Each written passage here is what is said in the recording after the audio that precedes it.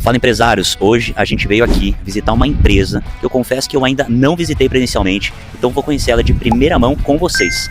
É uma empresa que já está no mercado há muito tempo e vem crescendo demais. E a promessa dela é ajudar empresas a crescerem exponencialmente. E essa empresa chama nada mais nada menos do que Audas, que a gente vai ser recebido aqui pelo Elton e pelo Rodrigo.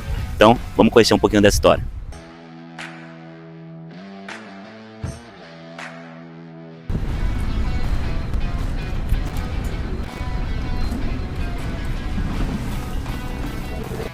E aí, cara, tudo bem? Um prazer, bicho. Prazer é meu, cara. Sou o Lucas. Tudo bem, Rodrigo? Beleza? E aí, Rodrigo, prazer.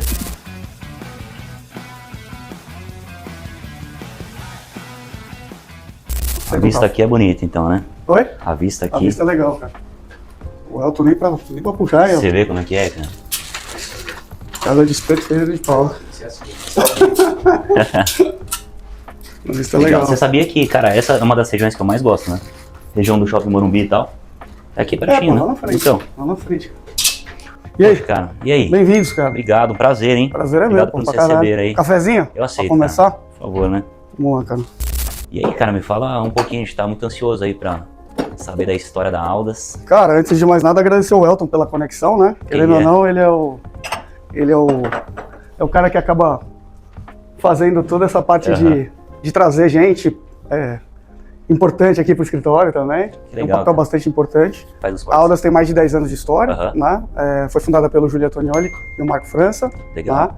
Né? De lá para cá, obviamente, o negócio ficou relativamente grande, né? Muito em função também pelo crescimento do G4 Educação. Legal. O Julian e o França, praticamente todos os sócios aqui são mentores dentro do G4 também. O G4, ele foi fundado há poucos anos, não foi? Assim, eles se juntaram mesmo? Cara, uns 5 anos, mais ou menos? Eu acho que é um pouquinho antes da pandemia ali, cara. Pouco antes da pandemia. E aí foi aí que também a Audas começou a ter um crescimento muito grande. A Audas, acho que nos últimos 2, 3 anos, ela vem crescendo absurdamente. Legal. Né?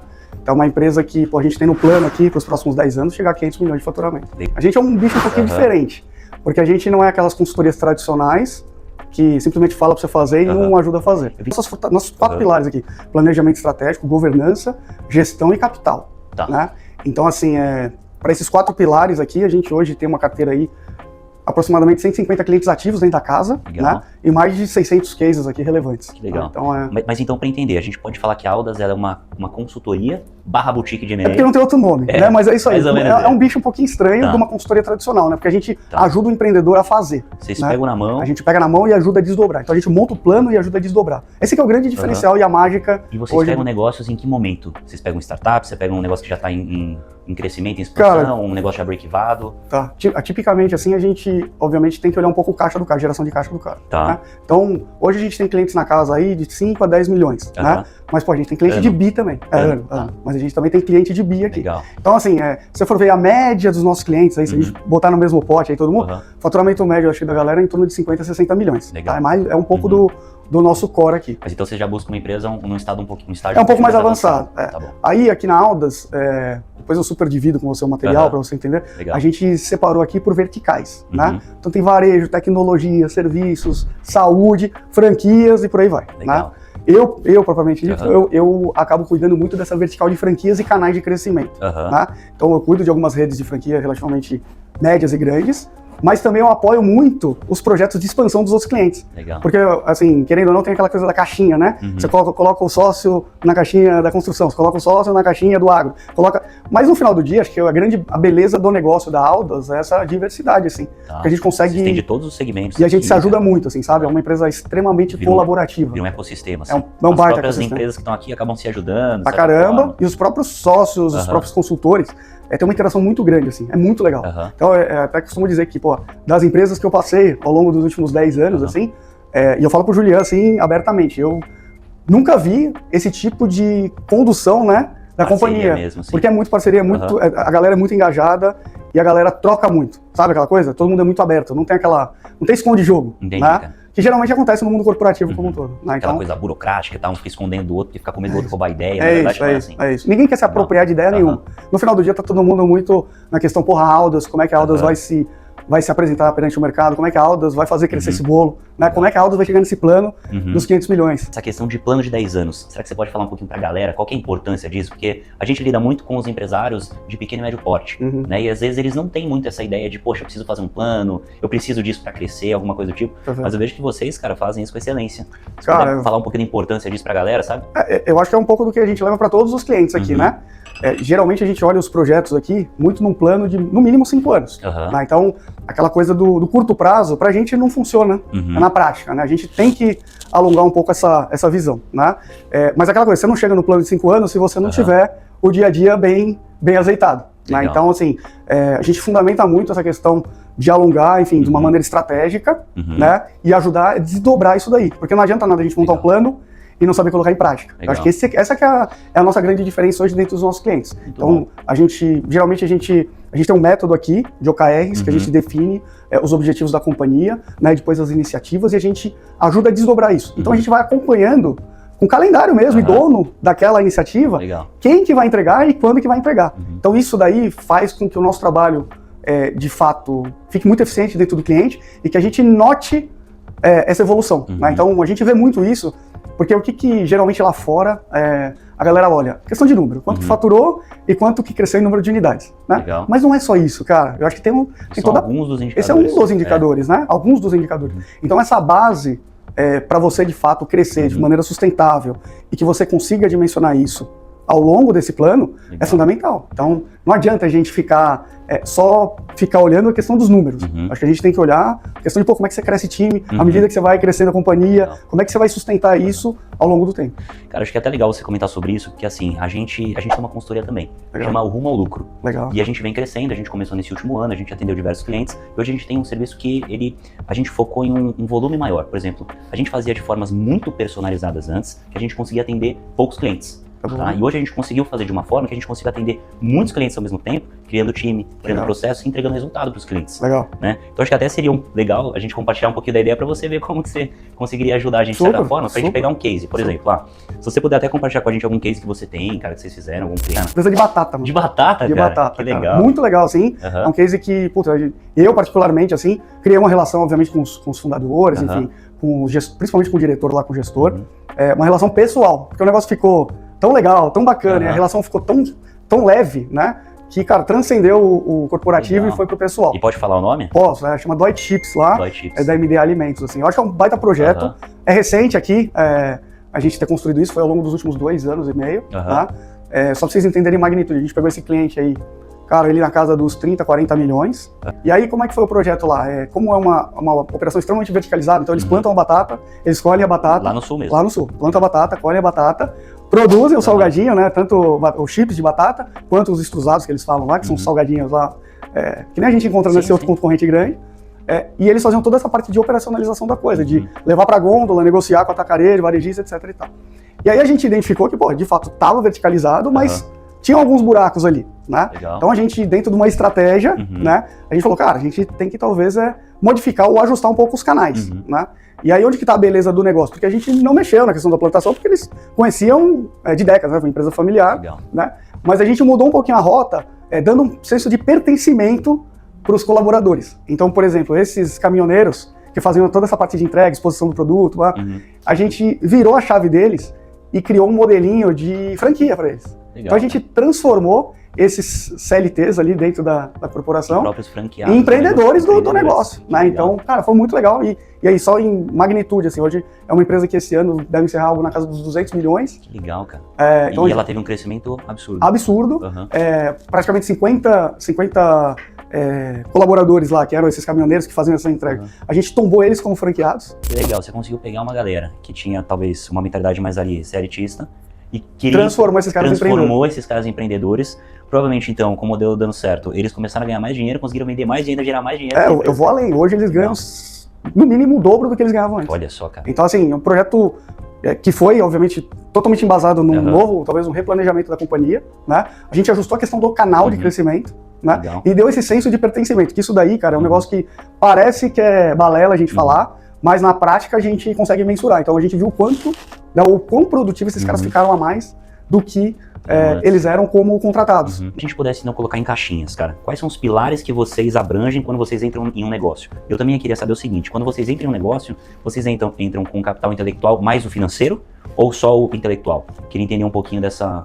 Novamente, acho que a gente, obviamente, entra com muita estratégia, né? Um pouco de governança, gestão, né? E acesso ao mercado de capitais. Então, dependendo do tamanho da companhia e da necessidade, a gente também consegue construir, ou tomar um crédito no mercado, ou construir uma dívida estruturada. A gente tem essas conexões. Hoje a gente tem um time aqui de M&A aqui, que, cara, a gente está conectado aí pelo menos 200 fundos de investimento. Então, a gente sabe onde buscar, eventualmente, uma grana, e o que a gente vai fazer com ela, né? Não simplesmente buscar, a gente tem que buscar com propósito, né? Então a gente tenta, no final do dia, a gente tenta pintar esse dinheiro, né? Porque senão a gente pega dinheiro para o cara comprar carro, não faz o menor sentido. Então, a gente tem essa leitura, a gente tem essa leitura. Deixa eu te fazer uma pergunta também, é o seguinte, cara, a gente tem um evento que chama Day One, e a nossa promessa é como organizar a sua empresa em um dia. Mas não é no dia do evento, é depois do evento. Perfeito. Tem várias ferramentas, cases, e a gente fala em 3 tipos de gestão. Gestão de pessoas, processos e produtos. Eu queria que você desse uma dica, cara, pra galera de como fazer essa gestão de pessoas, processos e produtos, mas pode ser uma dica mais direta de cada uma das vertentes. Vamos lá, gestão de pessoas. O que é, talvez, a principal dificuldade que você enxerga nas empresas em relação a gerir pessoas? Gerir times... eu vou dar um passo para trás, né? A gente aqui, inclusive, na Audas, e eu recomendo a gente nunca economizar no capital intelectual das pessoas. Legal. Então, assim, cara, se você quer, de fato, entregar algo diferente, você vai ter que ter pessoas diferentes dentro da companhia. Mas eu talvez não esteja no momento ainda de ter... Não consigo arcar com isso, com esse investimento. Eu acho que faz parte do contexto você ser criativo nesse momento, né? Mas, novamente, eu acho que a gente precisa determinar bem os pilares que a gente quer atacar. Não dá para atacar tudo de uma vez, né? E a construção da equipe, eu acho que faz parte, né? Mas você tem que ter, assim, de uma maneira talvez muito fundamentada, o quê? Quais são os perfis de colaboradores que você quer dentro da companhia? Porque isso eu acho que vai ditar um pouco do teu ritmo de trabalho. Porque é aquela coisa, às vezes você não pode, eventualmente, contratar alguém muito sênior para aquela determinada função, mas você tem que contratar pessoas que pelo menos estão num caminho para um dia chegarem lá. Particularmente, eu não gosto de construir o profissional. Eu acho que isso daí eu prefiro pegar pessoas que de alguma maneira já estejam no mercado. Eu acho. Entendi. Mas essa construção de alianças, ela é fundamental. Né? Eu tô fazendo uma agenda agora, eu particularmente, né? Porque eu tô há 5 anos no Centro-Oeste lá, eu fiz alguns projetos em Goiânia e acabei criando uma carteira de relacionamento, muito mais do que cliente. E aí, cara, a gente, de uns 6 meses pra cá, falei, definitivamente eu vou construir uma jornada da Audas no Centro-Oeste. Cara, puta mato alto, mano. Pra caralho, assim, então, absurdo, mano. São Paulo é muito concorrido, então, né? Isso que eu ia te dar uma, talvez uma... O cara que conversa comigo é do interior. Então, ia te dar uma letra. Cara, às vezes a gente tá muito preso em São Paulo, entendeu? Não vê a oportunidade. Não vê a oportunidade, cara. É um mercado do cara matíssimo alto, oportunidade absurda, e, cara, a gente tem a gente tem boas pernas lá, vamos dizer assim. Tem um ótimo relacionamento com várias pessoas, com muita, assim, talvez com muita propriedade. Legal, cara. Então, de repente, cara, a gente fica, a grande maioria dos empreendedores fica na porra da Faria Lima, Berrini, Paulista, fica aqui. A competição é absurda, absurda. Mas acho que tem negócio pra caramba aqui, tá? Não tô falando, não tem, tem negócio pra burro, só que, cara, se você olhar um pouquinho além, você vai encontrar, assim, muita oportunidade, cara. Porque muita gente não tá olhando. A gente foi pra Presidente Prudente, não era, cara? A gente começou a ir pra uns lugares, a gente foi Presidente Prudente cara, tá... É outro país, né? É outro país, cara. É outro país mesmo, bicho. O pessoal tranquilo, né? É outra forma mesmo. Cara, tem... Não, na hora do almoço fecha a cidade, sabe umas coisas assim? Sério? Vou te falar, a qualidade de vida deles é muito melhor que a nossa, cara. Muito, cara, muito. Cara, é que vocês ainda não têm... Parece que eu tô vendendo aqui Goiânia, mas é porque, mano, é uma baita cidade. Meu, vocês não sabem como é que é Goiânia, mano. Cara, é um absurdo, mano. É um absurdo. Inclusive, na nossa agenda aqui, eu tenho uma agenda com a pessoa que nada mais nada menos, a pessoa que levou Rolex, Tiffany, todas as marcas de alto luxo, ela levou pro Centro-Oeste. Então você enxerga muitas oportunidades aí fora de São Paulo, né? Cara. E muitas. Cara. E aí, por exemplo, uma pessoa... Absurdo, assim. Uma pessoa que tá começando, um negócio. Uma pessoa tá começando um negócio. O que você sugeriria pra ela? Cara, começa em São Paulo ou começa nas outras cidades? Cara, eu acho que aí tem um aspecto... a pessoa... Definitivamente eu gosto de pessoas que encaram qualquer projeto como condutoras, né? Então elas têm que trabalhar no negócio. Claro. Nada contra investidor. Tá? Até alguns negócios eu acho que permitem você ter investidores, enfim, que acabam acompanhando... Mas não excluem um operador. Não excluem um operador, jamais. Né? Mas assim, nos dias atuais, né? eu acho que a gente tem que priorizar o quê? O operador, né? O cara que vai botar o dinheiro no negócio e o cara que vai ajudar a operar. Pelo menos nos primeiros 2 anos, né? E aí tem esse dificultador, né, dessa logística. Então, pô, como é que eu em São Paulo vou montar uma loja em Belo Horizonte e nem não tô lá no dia a dia? Então acho que tem que tomar um pouco de cuidado em relação a isso, tá? Mas definitivamente, cara, a gente tem empreendedores no Brasil inteiro. Legal. Então, fatalmente a gente consegue encontrar um bom empreendedor em Belo Horizonte, um bom empreendedor em Nanuque, um bom empreendedor em Teixeira de Freitas. A gente consegue encontrar. Tem que mapear esses caras também. Eu acho que empreender também não é pra qualquer um, cara. Entendeu? É um negócio que a gente bate. Tem que estar disposto a correr risco, né, cara? Tem que estar disposto a correr risco, tem que estar ciente que não é fácil. Deixa eu te fazer uma pergunta. Então a gente falou lá sobre a questão da gestão de pessoas, né? Será que você consegue dar uma dica agora de gestão de processos? Porque, por exemplo, nenhuma empresa funciona sem processo. Você mencionou várias vezes, né? Sim. Será que você teria uma dica, assim, de forma bem direta, um processo que a empresa não pode faltar, que ela não pode não ter? Cara, eu acho que, novamente, acho que o grande lance é o cara saber se planejar, né? Então, planejamento, cara, em tudo, ele nunca é de menos, né? Então, você saber onde que você está hoje, né? Ter a consciência onde você está hoje e aonde você quer chegar. Mas até onde você quer chegar, você tem que trilhar, né? Você tem as fases do seu negócio. Às vezes não sai exatamente como a gente imagina, mas eu acho que é pior sem plano, né? Então, aquela coisa de você mensurar cada movimento, eu acho que é fundamental, né? E não fazer nada, nada na loucura, nada no ímpeto. Eu sou mais conservador no sentido de, dos movimentos. Acho que a gente não pode ir só na loucura. A gente tem que ser corajoso, mas, novamente, com um plano bem definido. E gestão de produto, cara? Porque assim, produto, serviço, né? É como gerir, como criar um bom produto que o mercado aceite, né? Porque muitos empresários acham que eles precisam criar o produto e empurrar pro cara comprar. Perfeito. Quando, na verdade, pela minha experiência, é o contrário, né? Você tem que entender qual é a necessidade dele, qual é a dor dele, para aí sim você ter uma solução. Perfeito. Né? Acho que a leitura é essa, você tem que entender qual dor que você vai resolver, né? A questão, eu acho que nos dias atuais aí, acho que a concorrência está muito maior, né? Tem muita gente, muito mais gente fazendo muito mais coisa, né? Mas eu vejo uma pancada de oportunidade aí também, de você fazer algo melhor do que já tem no mercado. Então, o que eu talvez recomendaria? É olhar um pouco, fazer um pouco de bench de mercado, entender quais são as fortalezas e fraquezas daquele determinado produto ou serviço, e em cima disso você desenvolver o teu, talvez com uma nova leitura, com uma nova abordagem, mas sempre, cara, sem dúvida nenhuma, sempre olhando as margens do negócio. Cara, isso daí pra mim é fundamental. Então, vira e mexe, chega gente aqui com um baita negócio, com uma baita ideia, e, cara, o negócio não para de pé.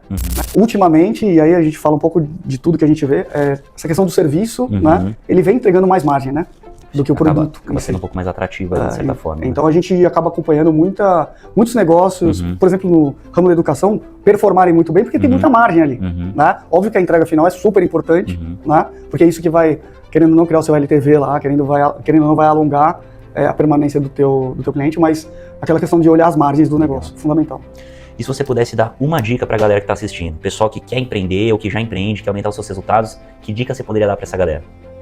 Cara, eu acho que um pouco de tudo que a gente falou aqui, coragem, né? Não vai ser fácil, nada é tão simples quanto parece, né? Mas acho que tem uma pancada de oportunidade aí, né? Acho que tem oportunidade para todo mundo, quem quiser fazer, vai fazer, né? Agora, quem achar que as coisas são fáceis... Nem tenta, né, cara? Nem começa. Pô, galera, muito obrigado, então, por ter assistido esse vídeo. Não deixa de se inscrever no canal. Isso daí vai fazer com que a gente consiga alcançar mais pessoas e que realmente a gente consiga entregar mais conteúdo e consiga estimular essa galera a empreender e entender a realidade do empreendedorismo, que é como é por trás mesmo, né, cara? Isso aí. Então, sucesso nos negócios, pessoal.